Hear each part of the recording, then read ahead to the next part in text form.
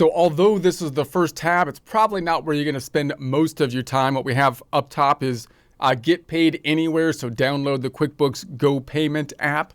So in other words, they're trying to set up a process to allow you to pay more easily, possibly through the phone, noting that in order to do that, you might have to set up like a bank account basically through QuickBooks, remembering that that's a little bit different than the bank feeds. In other words, when we think about the bank feeds, what happens is we have a third-party bank and we're connecting QuickBooks to the third-party bank, but the bank isn't actually run by QuickBooks or Intuit, the owner of QuickBooks. We're just importing the data from the third-party bank into our system.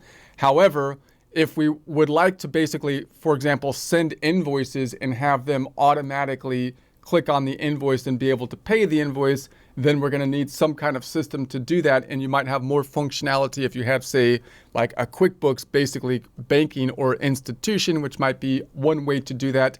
Another way is to get paid basically by credit cards or by a third-party app like a PayPal or something like that. But if you have the automatic transaction, you got to watch out for fees.